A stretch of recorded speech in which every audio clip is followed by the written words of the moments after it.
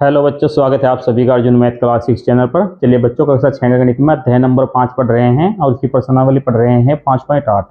प्रश्नावली 5.8 का चौथा और पांचवा क्वेश्चन करेंगे आज की वीडियो में। तो चलिए देखते हैं क्वेश्चन नंबर 4। क्वेश्चन नंबर 4 है, एक सम अष्टभुज का रफ चित्र खींचिए। यहाँ पर देखिए, एक सम अष्टभुज का चित्र खींचना है। ठीक है, सम का मतलब होता है जिसकी भुजाएं बराबर हो। ठीक है, तो सम का मतलब यहाँ पर समान भुजा वाला, जिसकी भुजाएं समान हो, बराबर 8 भुजा वाला हमें एक अष्टभुज खींचना है। देखिए आगे ब्रैकेट में लिखा है, यदि आप चाहें तो वर्गाकृत कागज का प्रयोग कर सकते हैं। इसमें आगे दिया है, इस अष्टभुज के ठीक 4 शीर्षों को जोड़कर एक आयत खींचिए। ठीक है, सबसे पहले हमें एक अष्टभुज बनाना है जिसकी भुजाएं बराबर हो। ठीक है, सम अष्टभुज, फिर उसके अंदर 4 शीर्षों को उसके मिलाकर एक आयत बनाना है। ठीक है, इस प्रकार से। तो चलिए यहाँ पर सबसे पहले हम एक सम अष्टभुज बनाएंगे। इसके लिए हमें आवश्यकता पड़ेगी प्रकार, स्केल और चांदे की। तो सबसे पहले हम प्रकार से एक वृत्त बना लेंगे। तो चलिए यहाँ पर एक वृत्त बनाते हैं इस प्रकार से। अब देखिए, जहां पर ये प्रकार की नोक है, ये वृत्त का केंद्र बिंदु होता है। ठीक है, तो यहाँ पर केंद्र बिंदु पर निशान लगाएंगे। अब केंद्र बिंदु से परिधि को मिला देंगे। ठीक है, ये इसकी त्रिज्या बन जाएगी, वृत्त की त्रिज्या। तो देखिए, यदि आप इस प्रकार से बनाएंगे तो बहुत आसान है और बहुत अच्छे से आप बना लेंगे। अब यहाँ पर इसको समझिए, जो वृत्त का केंद्र बिंदु है, यहाँ पर ये पूरा 360 डिग्री का कोण बनता है। यदि इसको पूरा एक चक्कर लगा दे तो 360 डिग्री का कोण बनेगा। तो ये जो पूरा वृत्त होता है 360 डिग्री का होता है। ठीक है, तो हमें इसमें अष्टभुज बनाना है। 360 डिग्री पूरा वृत्त है टोटल, हमें अष्टभुज बनाना है। तो इसको 8 से हम भाग दे देंगे यहाँ पर। ठीक है, तो 8 से भाग देंगे 360 को। अब देखिए, 8 चौक 32, यहाँ पर 4 बचेगा, आगे 0 है, 40 हो जाएगा। 8 पंजे 40।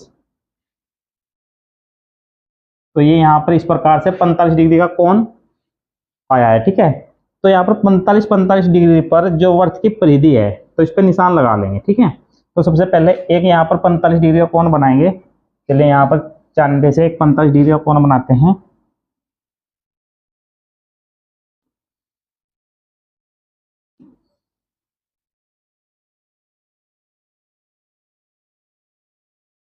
तो देखिए यहाँ पर 45 डिग्री, 40 और 50 के बीच में ये जो यहाँ पर बड़ा निशान दिया गया है, यहाँ पर ये 45 डिग्री है। तो इस प्रकार से यहाँ पर एक 45 डिग्री का कोण बनाएंगे इस पर।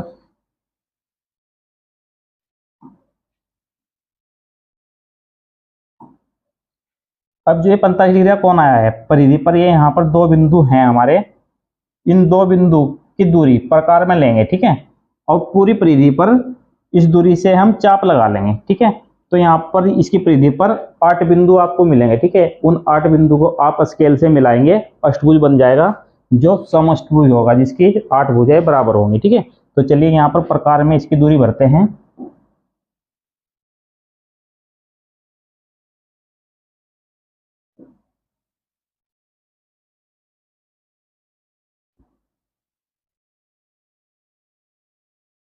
तो ये देखिए, ठीक है, यहाँ पर ये 45 डिग्री का कोण बना है। तो जो परिधि पर ये दो बिंदु आए हैं, इसकी दूरी हमने प्रकार में ले ली है। अब यहाँ पर इसकी परिधि पर हम निशान लगाएंगे। तो इसके लिए देखें यहाँ पर,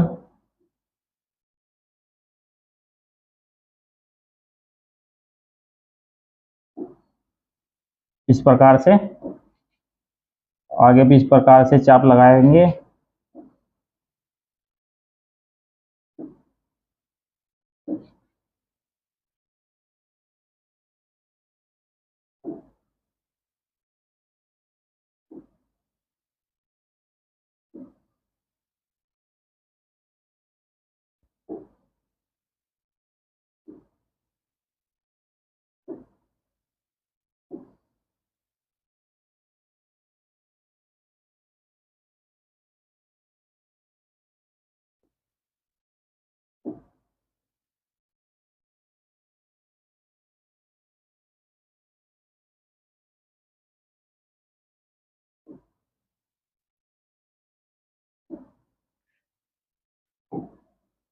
तो देखिए इस प्रकार से यहाँ पर ये 8 बिंदु आ गए हैं, ठीक है। पहला बिंदु यहाँ पर है, दूसरा यहाँ पर, तीसरा, चौथा, पांचवा, छठा, सातवां और आठवां, ठीक है। अब इन बिंदु को आपस में हम मिला देंगे। चलिए स्केल की हेल्प लेंगे और इनको मिलाएंगे।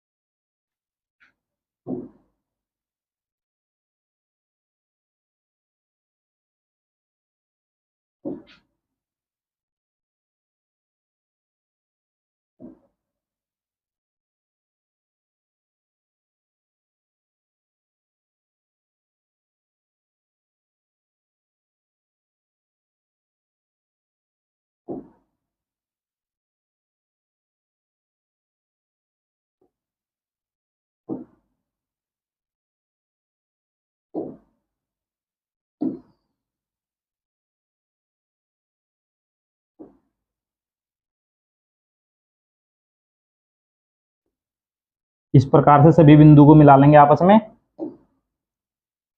तो ये हमारा इस प्रकार से अष्टभुज बनकर तैयार हो जाएगा, जिसकी सभी भुजाएं बराबर होंगी आपस में।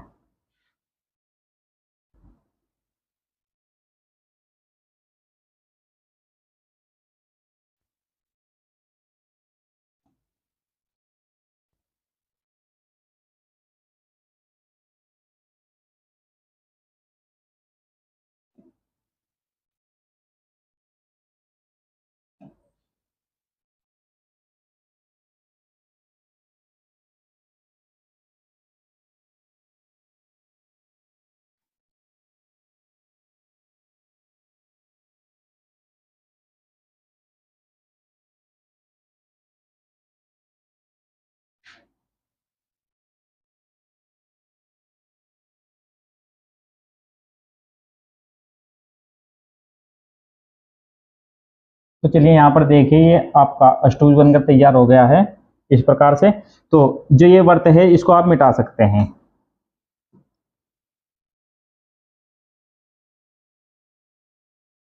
तो बाकी सभी चीज मिटा दीजिए।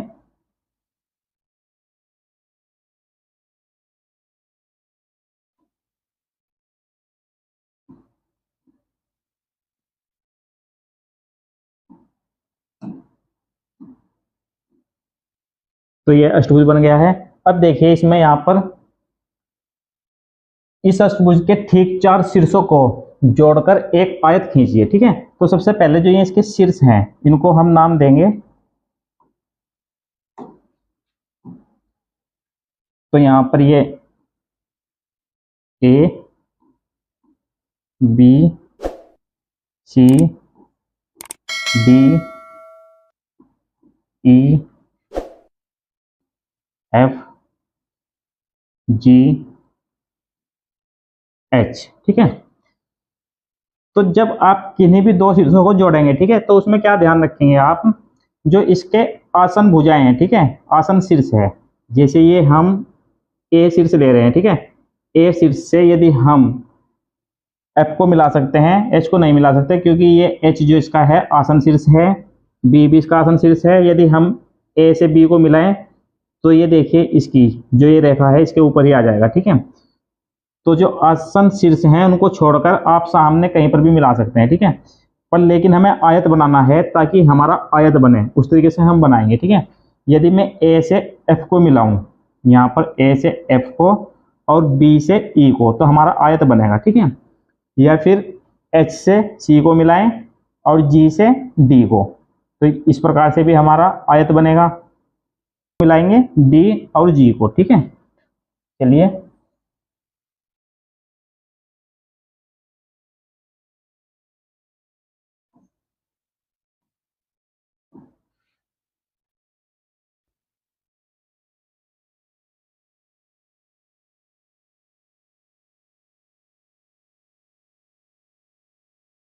इसी प्रकार से डी और जी को मिला लेंगे।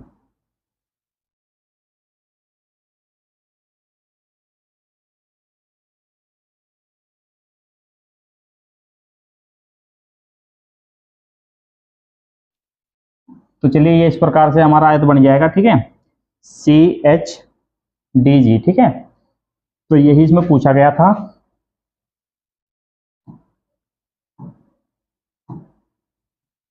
तो इस प्रकार से आप बना सकते हैं। तो यहाँ पर देखिए इस प्रकार से लिखेंगे इसका आंसर।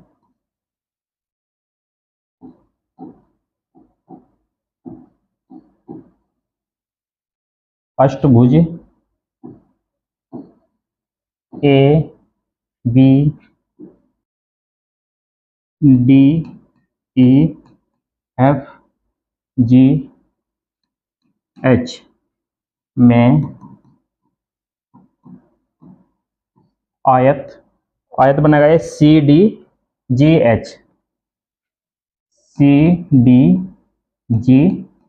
ठीक है। तो इस प्रकार से अष्टभुज बनाएंगे, ठीक है, और उसमें ये आयत इस प्रकार से बना लेंगे आप। क्वेश्चन नंबर 5 है, किसी बहुभुज का विकर्ण उसके किन्हीं दो शीर्षों को जोड़ने से प्राप्त होता है, ठीक है। तो यहाँ पर दिया है, देखिए, किसी भी बहुभुज का जब हम विकर्ण बनाते हैं तो उसके दो शीर्षों को जोड़ने से विकर्ण बनता है, ठीक है। तो यहाँ पर ये बात आपको समझ में आई होगी। इसके बाद देखिए यहाँ पर ब्रैकेट में दिया है आसन शीर्षों को छोड़कर, ठीक है। जब हम किसी बहुभुज का विकर्ण बनाते हैं तो उसमें उसके आसन शीर्षों को छोड़कर अन्य शीर्षों से मिलाते हैं, ठीक है। तो इसमें दिया है आगे, एक पंचभुज का एक रफ चित्र खींचिए, ठीक है, और उसके विकर्ण खींचिए, ठीक है। तो चलिए यहाँ पर एक पंचभुज बनाएंगे, फिर उसके हम विकर्ण बनाएंगे तो आपको अच्छे समझ में आएगा। तो यहाँ पर सबसे पहले एक पंचभुज बना लेते हैं। तो देखिए इसमें यहाँ पर समपंचभुज नहीं दिया गया, ठीक है। यदि यहाँ पर समपंचभुज देता तो तब हम बराबर भुजाएं लेते, ठीक है। तो इसमें ऐसी कोई शर्त नहीं है, भुजाएं बड़ी छोटी हो सकती हैं। तो यहाँ पर 5 भुजा वाला एक बहुभुज बनाएंगे जिसमें 5 भुजा हैं, ठीक है। तो उसको पंचभुज बोलते हैं। इस प्रकार से 1 2 3 4 5, ठीक है। तो ये हमारा पंचभुज बन गया है। तो चलिए इसको नाम देंगे, यहाँ पर जो ये यहाँ पर शीर्ष बिंदु है, यहाँ पर इसको नाम देते हैं इस प्रकार से ABCDE,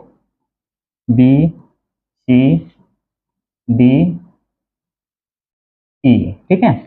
तो अब इसके विकर्ण मिलाएंगे, ठीक है। विकर्ण देखिए, यदि अब देखिए यहाँ पर यदि आसन शीर्ष की बात की जाए, ए का आसन शीर्ष है बी और ई, ठीक है।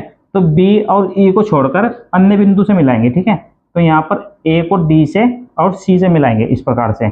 इसी प्रकार से बी को भी, बी के जो आसन बिंदु हैं सी और ए है, तो इसको मिलाएंगे बी को हम ई से और डी से, ठीक है। तो चलिए इसके विकर्ण बनाते हैं।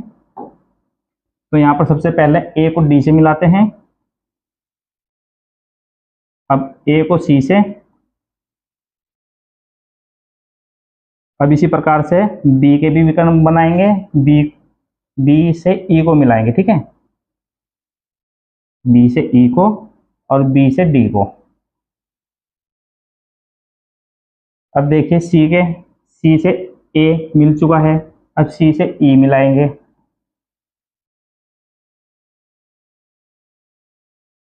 अब यहाँ पर देखिए डी से ए मिल गया है और बी मिल गया है, ठीक है। इसी प्रकार से ई से भी सी और बी मिल चुका है, ठीक है।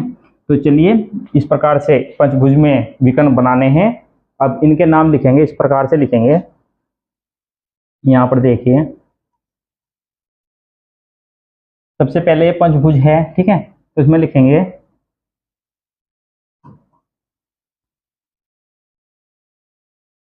पंचभुज A B C D E, ठीक है। पंचभुज A B C D E में विकर्ण। तो अब विकर्ण देखिए, यहाँ पर विकर्ण है हमारे ए डी, तो इसके विकर्ण लिखेंगे इस प्रकार से ए डी।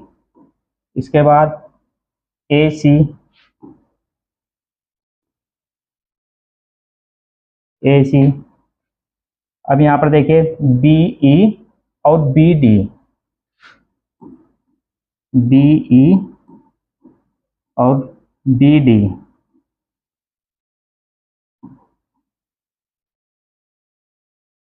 अब इसके बाद देखिए यहाँ पर सी से ए, ठीक है, सी से ए पहले ही मिल चुका है, ठीक है, सी से ए हम लिख चुके हैं, चाहे आप ए सी लिखें या सी ए लिखें, ठीक है।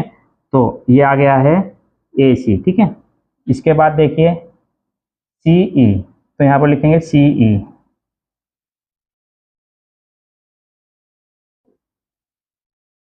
इसके बाद नेक्स्ट देखिए डी से ई मिल चुका है, डी बी, ठीक है। तो डी बी देखिए यहाँ पर आ गया है, ठीक है, बी डी, ठीक है, यहाँ पर बी से डी। इसी प्रकार से ई बी, तो ई बी लिखेंगे यहाँ पर ई बी, ये आ गया है, ठीक है, बी ई। और ई सी ये है, ठीक है। तो चलिए ये इस प्रकार से इसके 5 विकर्ण हैं, 1 2 3 4 5। तो उम्मीद है यह क्वेश्चन आपको अच्छे समझ में आ गया होगा। यदि ये क्वेश्चन आपको अच्छे समझ में आ गया है, वीडियो आपको पसंद आ रही है, तो वीडियो को लाइक कर दीजिए और अपने क्लासमेट के साथ इसको शेयर कीजिए। यदि आपने अभी तक हमारा चैनल सब्सक्राइब नहीं किया है तो चैनल को सब्सक्राइब कर लीजिए। Thank you for watching.